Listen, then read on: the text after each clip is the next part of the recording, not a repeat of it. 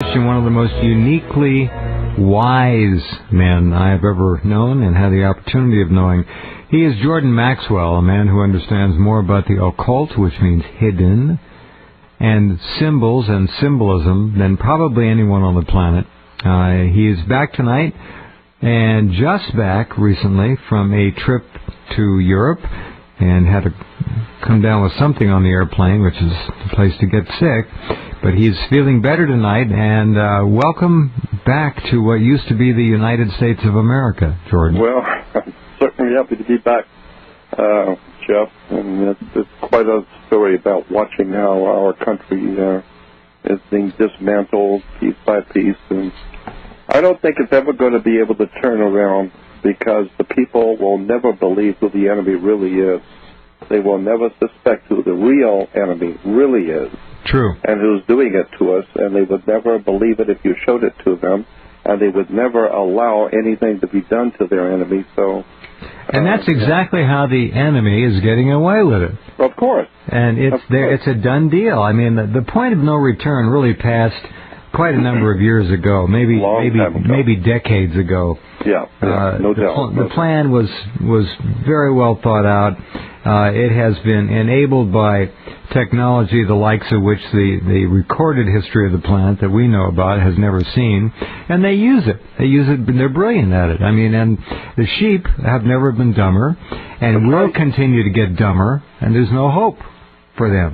That's I hate to sound like a prophet of doom, but unless and until people awaken to the fact that they are ignorant, ill-informed, and unread. And when we talk about all of those crazy fundamentalists, Al-Qaeda, religious fanatics, my God, we've got the same thing going here. We talk about Blackwater and all the secret societies of religion operating in America that's destroying the Republic. And so I would say, and it's just my words, but when it finally dawns on people what has happened to their Republic, what is finally ultimately displayed in front of their face, and they can see that America is through. And I think that's what's going to happen around 2012. I think that's basically what's coming for 2012.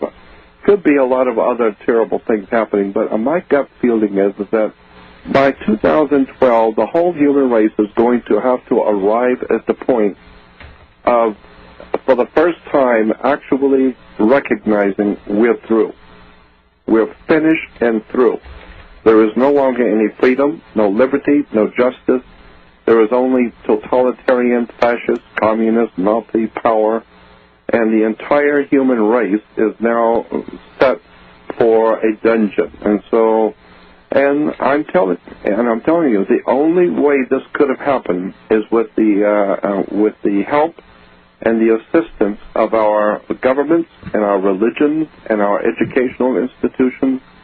This has all been they've all been penetrated and taken over, no doubt about it, redesigned, and they are all aiding and abetting and enabling the destruction of what's left of our country. That's exactly right. That's precisely what I see. And when I see on television, there's an old adage in the Bible: "By their fruits you shall know them." Oh, yeah. The idea is very simple. Just look at the fruitage of what somebody is doing, what their life has meant, what they have done, and that tells you something about the person or what the institution. Well, when you look at the institution of education in America, by their fruits, you will know them. Our youth are now on drugs. They have no spiritual grounding. They have no maturity grounding. We keep talking about, government keeps talking about the troubled youth and the drug addiction and the violence and the gangs and all of that. Well, that's a symptom of something. It should tell you something, that your system is so corrupt and youth are reacting to it. Right. And that's why the youth are on drugs. That's why they are depressed, angry. Yep. I used to wonder where this anger came from. I have a partial answer to that now. Why are they so angry? They're so angry because they know intuitively that something has been stolen from them. Their innocence and the joy of childhood and life as a young person has been stolen from. They've been forced into adult and quasi-adulthood pole dancing kits for 5-year-old girls. Stuffed bikinis for 5-year-old girls. Yeah. It's criminal. It's beyond criminal. It's way beyond criminal. It's way beyond criminal. It's child abuse. How do you even begin to quantify child abuse on that level? Because even people who work in the field would not think it to be child abuse. That's just the way our society is. A lot of them would say. That's right. No. Where were you on your trip? I first of all went to Switzerland. And that was incredible. To visit your money? Say it again? To visit your money? Oh, yes. Yep. And I was just amazed how much money is there and how beautiful that place is and how well the people live in Switzerland. And they let you know that you're always welcome to come and visit, but don't figure on staying here. And when your money runs out, just be at the bus station because you're out of here. Really? Yeah, and they treat their people very well. I mean, visitors very well. But there's a definite feeling that Switzerland is for Swiss, and they didn't ask you to come over here. So, and then from there, I of course went to Liechtenstein, which is beautiful, and southern Germany, Austria, and then I ended up in the Vatican in Rome. How was the Pope? Did he want to talk sports or what? I am just amazed at because I've known and studied the theology and religion, especially the Vatican, all my life. But it's only until you're actually there on the scene to see that incredible monstrosity we call the Vatican, which through 2 great wars has never been touched. Even Hitler didn't touch the Vatican. The Russians didn't touch the Vatican. Nobody touches the Vatican, period. I don't care how big your war is. Well, that should tell you something. There's a message in that. And it's a very powerful place. It's filled with occult power, much less all of the artwork and all the gaudy gold and jewels and incredible Jordan, wealth. Let me ask you something. I haven't traveled there. I don't know. But I've seen a lot of pictures of it over the years, like everyone else. It has never struck me as a particular, and a lot of you are going to disagree, as a particularly beautiful place. No. That is not the way to describe the Vatican. It is not a beautiful place. It strikes you, it did me, especially after sundown. During the day, it's just a big, gaudy-looking religious structure, to the triumph of mankind, to the triumph of man over his fellow man. But after sundown, there seems to be some kind of a spiritual matrix at work after sundown. I felt it very strongly. And other people I asked, they also felt it. That after sundown, standing in the courtyard of the Vatican, it becomes what I call spooky. It's really a strange feeling being there when all the pagan statues of all the ancient gods are all lit up and lights, and the whole facade of the Vatican is lit up in the evening time, and it's dark. Getting dark. It's really a strange and mystical place. Could they be, and this could be done with something the size of a toaster, could they be broadcasting some EMF to trigger that kind? I would be a bit surprised. See what I'm all saying? That technology is available. Yeah, to make people feel that way. I guess maybe because there was such a strong feeling and you're not... of an occult presence there. It's like standing on a ley line or geomancy, the ley lines. You get the strange feeling standing in a particular place. And that's where a lot of the temples were built. They could dial up and create that frequency that would make that response occur in people, and just broadcast it for whatever. Well, I mean, I was asking people in the thousands of people standing out there after sundown in the evening, and I asked them, "What do you feel?" And they said, "I feel spooky." Kind of like kind of like being at the haunted house or something. So, and then when you understand that the very word God in our language, we're talking about the Roman religion from ancient Rome, and of course all roads lead to Rome. Mm-hmm. And so when you talk about the Roman religion and the worship of God, then you have to go back to the Latin word for God, which is Deus. And Deus goes back to a Greek word for the god in Greece called Zeus. So Zeus gives us Deus, and Deus gives us God. So when you hear Christians and people talking about how they go to the Vatican and worshiping God, they're talking about worshiping Zeus. Look it up in a dictionary. You're right. You're totally right. But don't say that too loudly unless you want to get into a fist fight. That's exactly right. That's why we are where we are today. Okay, we're talking with our friend of many, many years, Jordan Maxwell. And we'll come right back and continue in a minute. All right, Jordan Maxwell is with us, just back from Europe. Hi, you dispensed with Switzerland in about 1 minute and 14 seconds. The Vatican in about 3. What else did you do over there? Well, it was an interesting and beautiful place to roam around Europe, and the people who brought me there were very gracious and very kind, and so I had a nice time traveling. We traveled quite a bit by train from one. How is it to go by train over there? Oh, it's beautiful. I love the trains. Not like going by train here at all. Trains in Europe are very plush. They're very quiet. They're extremely efficient. It's just a beautiful way to travel in Europe. And they go through beautiful countryside. Oh, goodness, yes. Everywhere. Yeah, they don't. It's really quite a great experience traveling around Europe on a train, because they go through all, as you said, they go through all the beautiful countryside. They stop at all the little places for a few moments to let on and take on passengers. And so you get a chance to meet people and just sit and...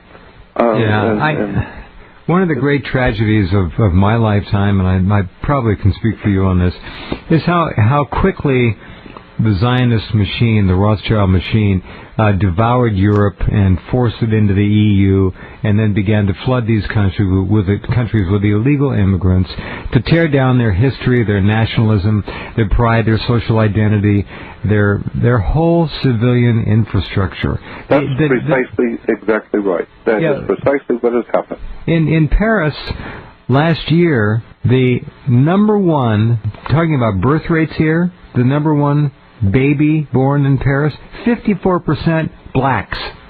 Yep. Now that's fine, but Paris is not the city of Africans. In Africa, no, and that is exactly what's happening. Is that there is a blending of the races to the point now that there was no longer any demarcation between a German or French or African or anything else. It's all even the styles, the young people's styles, the unisex styles. You can't tell if it's male or female. It's an incredible destruction of the cultures of the world in order to bring everyone together. Like Kennedy once said, the world cannot be divided between the half free and half slave. So I guess we're going to have to make the whole world a slave. And so that's what's happening, is that all countries are losing their identity. They're losing their cultural background, their history. Well, 500 years of history gone. I mean, totally gone. Yeah. And except in books and old libraries. I mean, I talk with a lot of the older people in Switzerland and around, and they all said the same thing. Yeah. They just shrug their shoulders and say, "Well, that's what's happening to us," and unfortunately, we can't do anything about it. They're just flooding Europe. They're flooding America. They're flooding all the great cultural centers of the world, so that eventually there will be no class distinctions. Everyone will be a slave across the board. Period. We're all 14th Amendment citizens. We're all slaves, and so it doesn't matter where you come from. Just stand in line or go to jail.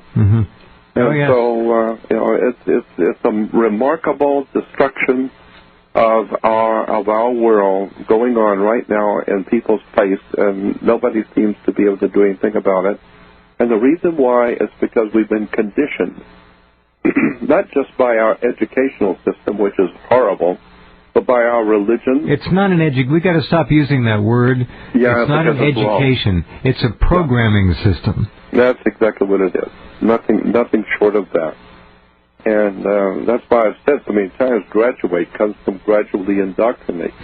So to graduate, and the words that they use in education, like a freshman, you are a fresh man.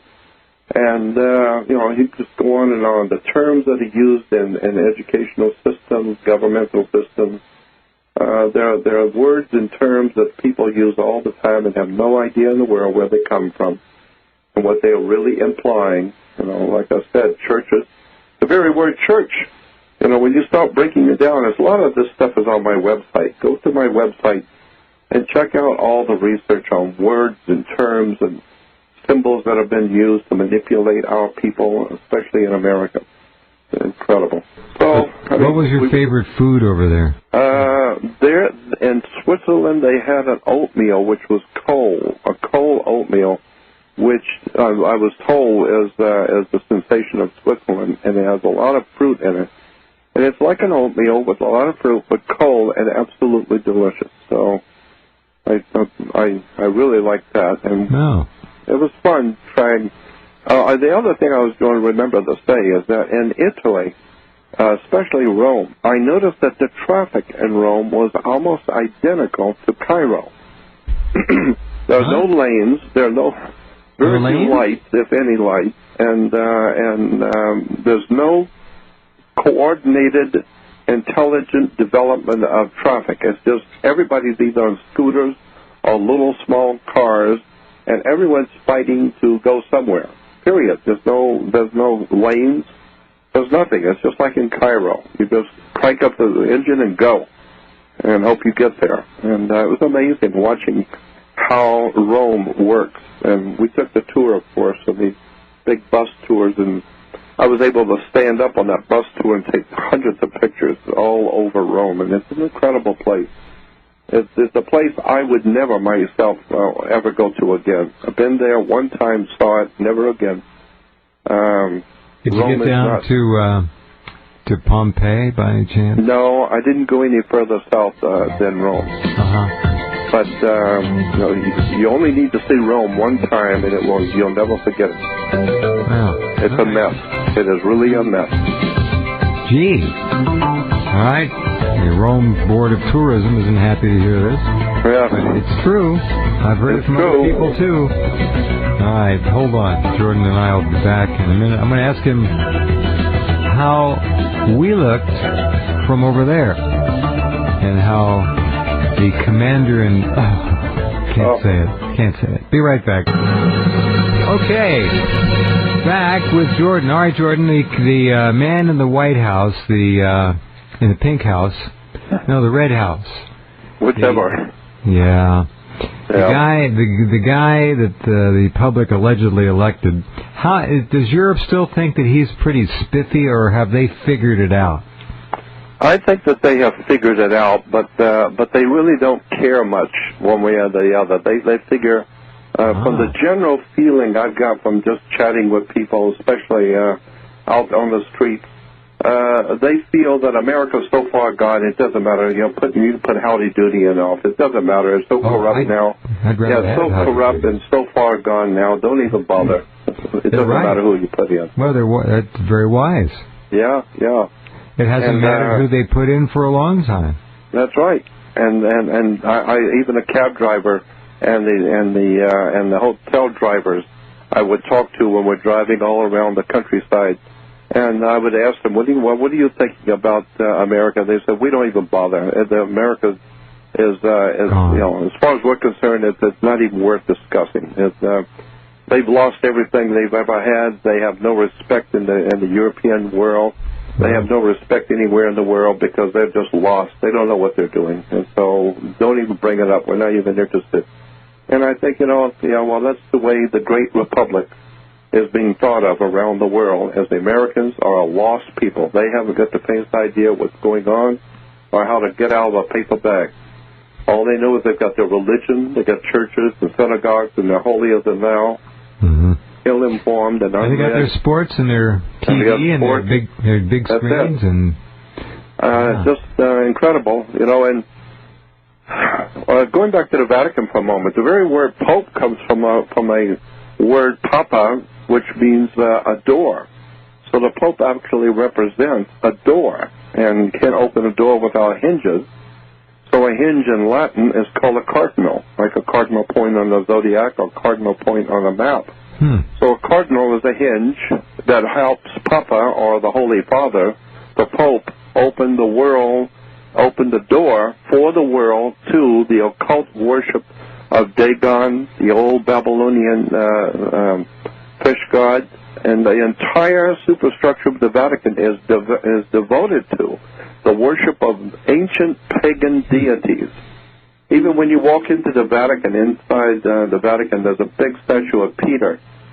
And people have been kissing the feet of Peter so that the toes are actually kissed off. There's no longer any toes on the statue because millions of people have been kissing the feet. And even the history books. Even the history books will tell you the statue of Peter in the Vatican is actually Zeus. It's a statue of Zeus that was taken from a temple of Zeus and brought to the Vatican and set up as Peter. And people are kissing the feet of Zeus and have no idea in the world about it. They love it. They're standing in line. Pathetically dumb. Oh, it's incredible. They're standing in line to kiss the feet of Zeus. And to pick up the germs of the 10,000 kissers before them. I know. Again, if you go on my website, the two videos I have right now, one's on Moses, and one's on the hidden dimension of world affairs. Did you ever see the one on Moses yet? You have to see that one. I will. Yeah, because so many people put so much emphasis on Moses and that he was the lawgiver. Well, just get my video and check out the rest of the story about Moses you didn't know. There's a world of stuff about Moses that has never been talked about in public. And religion is just an incredible tool in the hands of the Illuminati. And again, like I've said before, by their fruits you shall know them. Well, and by their pedophilia you shall know them. You shall know them. Well, I mean, that's actually to be understood. That's understandable, because if you really want to be intellectually honest and sit down and really do some study on the Catholic Church, on the Roman religion, you will find that it is filled, and its very background is filled with sex worship, all the symbols in the church, even church steeples, the church doors, always pointed arched doors representing the female, and that's why the church is called Mother Church, because people are going into the female opening to go into the sexual opening of the female. Mother Church.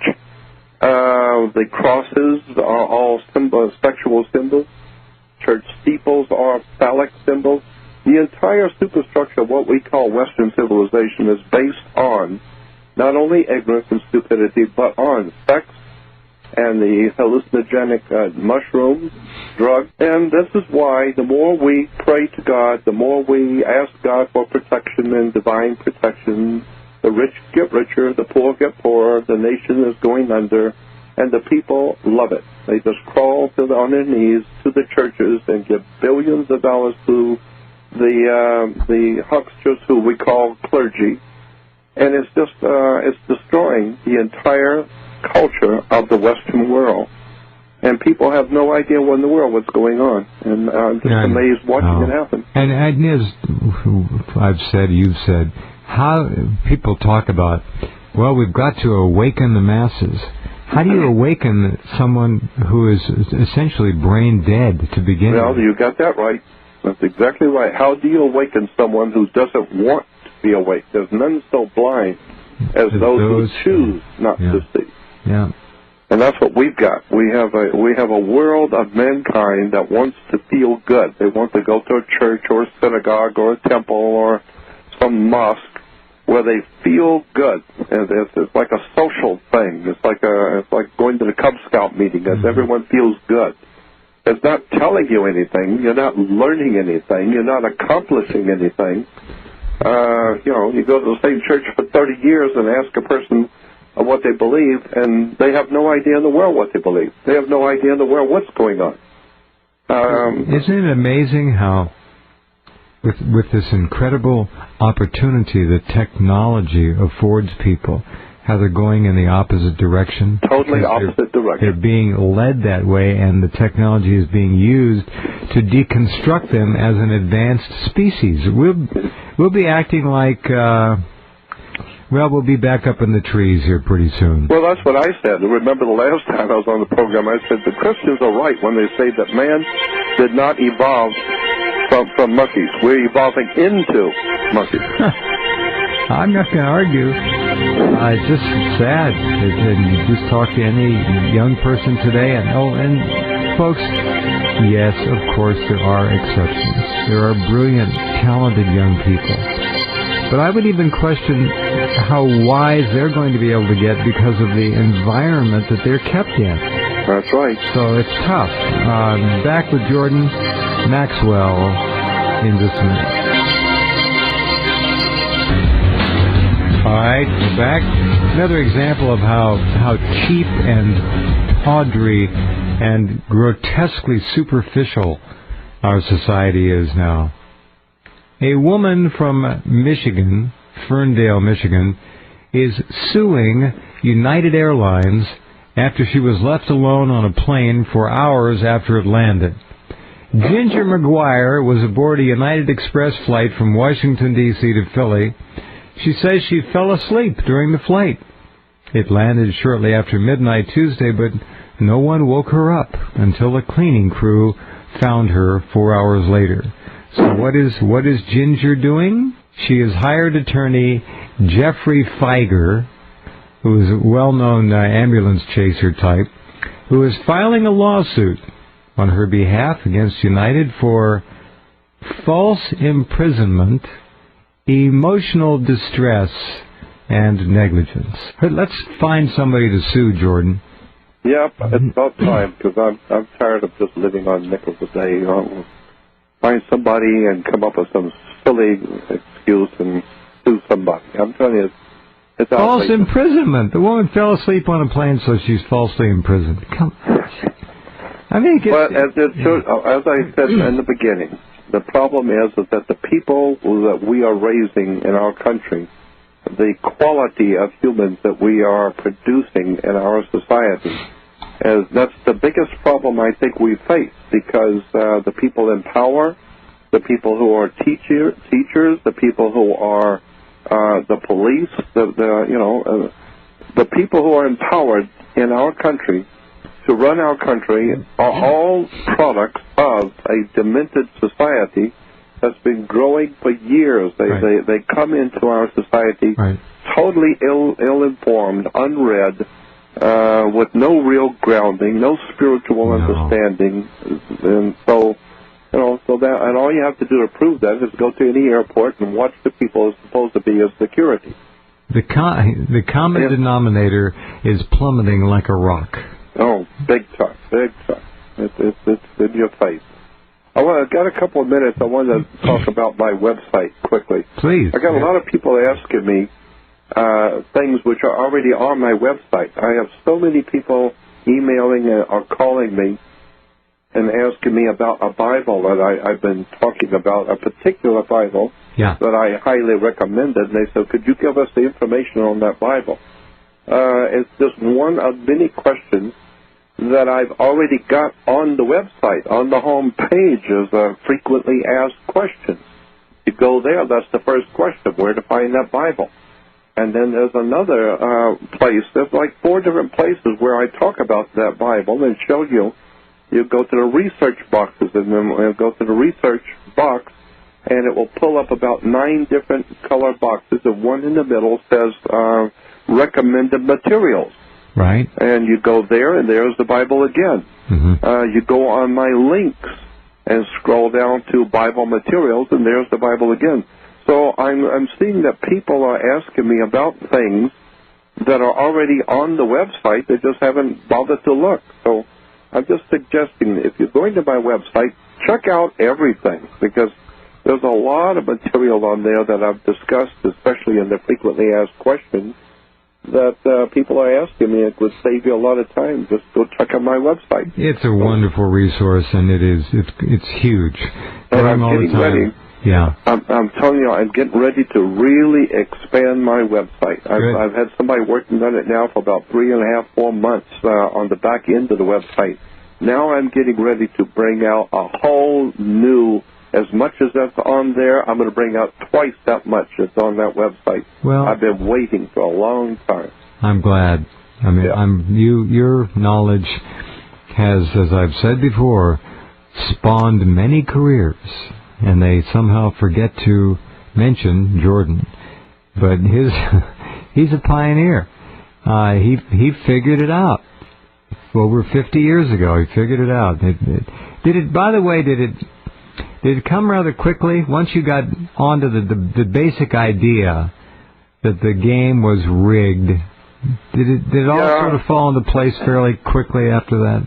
Yeah, I think when it really began to happen is at 19, when I met my girlfriend's father, because up until then I had been interested in UFOs, aliens, secret societies, fraternal orders, banking institutions, especially ancient history, occult history. And I was always reading, even in school, in junior high school. I was always interested in those arcane subjects which other people didn't even know existed. Right. But it wasn't until 19 years old when I met my girlfriend's father. And he started me thinking in terms of look behind the scenes of everything. And the basic concept was, nothing is what you think it is. And I mean nothing. Nothing is the way you think it is. Nothing works the way you think it does. And so just start thinking, basically, is what he was saying. Start thinking in terms of nothing exists that you think it does, the way you think it does. And begin to research what's behind everything. There's always more behind the story. And so I got interested in occult theology, mysticism, religion, theology, and the more I began to see what he was saying was true. And at 19 years old, I really got into secret societies, occultism, mysticism and religion, churches, synagogues. Mm-hmm. And then came the idea of looking into words and terms and symbols and what they were really saying. Mm-hmm. And the thing that struck me more than anything, Jeff, is the fact that it's all right here in your face. Mm-hmm. All you have to do is go to a library, sit down and read a book. It's there. All the encyclopedias will tell you what the religions really are, where they've really come from, what the symbols mean. You get any good book, those symbols right there. Nobody seems to read. Nobody seems to care, or it's not very important. No. Well, don't worry. The Dow was up 285 points today. And the Dodgers won the last game, so everything must be cool. Everything's fine. I don't know. I don't follow that. I'm just amazed how sports has taken the place of intelligence, and I never was into any of this stuff. Well, it's supplanted individual. It's supplanted individualism. It has supplanted individual personalities. No doubt about it. It's the aggregate. These are different hives. They're competitive hives, or what they really are is little mini armies. We're going to send our army against your army. It's sanitized war is what sports is. That's all it is. It's it's our team against your team. Yeah, the Russians against the Americans. Yeah, we're shooting not a bullet through a person, but a round rubber ball through a round hoop. Yeah, it's the same thing. It's the same mentality. Yeah. And all the time, just keep in mind that there are very, very powerful people sitting behind the scenes in their Waldorf Astoria, apartment, manipulating the whole thing and laughing at the whole country and shaking their heads at Americans because they're so easily deceived into believing anything. And I'm just amazed. I don't know how many words, but all I would say also in relation to my website, on the home page there are 3 books on the featured books. They're all e-books. Those 3 books in particular are the ones I consider to be the most important and interesting books I've ever come across. One's called Occult Theocracy, one is Symbol, Sex, and the Stars, and the third is Stellar Theology and Masonic Astronomy. If you're really interested in how the symbolism of Western society works, the occult societies of Masonry, of government, of science actually works, Stellar Theology, Masonic Astronomy, is a mind-blowing expose on where all these concepts have come from. And, of course, the one on Symbol, Sex, and the Stars will actually blow your mind because it explains where all the concepts in religion, theology, Judaism, Christianity, Islam, where all of this stuff has actually, in fact, come from. And when you begin to see what you've been involving yourself in and never realized where these things originated, it's a real extraordinary experience waking up to find out you've been had. And this other book is called Occult Theocracy. Boy, if you want to know where all these secret societies come from, this is one book that's got, I don't know, it's about 750 pages outlining where all of the secret societies have come from the Mormon Church, Jehovah's Witnesses, Seventh-day Adventists, Christadelphians, Worldwide Church of God, Ku Klux Klan. I mean, anything and everything that's out there. This book has an incredible amount of information on where all of these cults and secret societies have come from. So I think those 3 books are the most important. That's why I put them on the home page. Well, all I would say to everyone is just do some research on my website. Go all through it instead of just seeing the home page. There's a lot on there, and I've been working for many years putting stuff on the website that no one seems to be seeing it. Well, there are those people who will take time to go through the website. Right. But generally speaking, people are asking me questions. Well, do you have a good book on this or that? Nobody wants to work anymore. They don't want to work anymore. Well, I guess they want it handed to them, and it's sad. I am so glad though that you're creating this wonderful archive of your work. It's time. I remember many years ago when it was really kind of before the internet. When you said, I've got all this material, I remember you called me one day, I don't know if you remember or not, you said, I've got all this wonderful material and I just feel like throwing it in the dumpster. What am I going to do with it? Yes, I was going to read it all.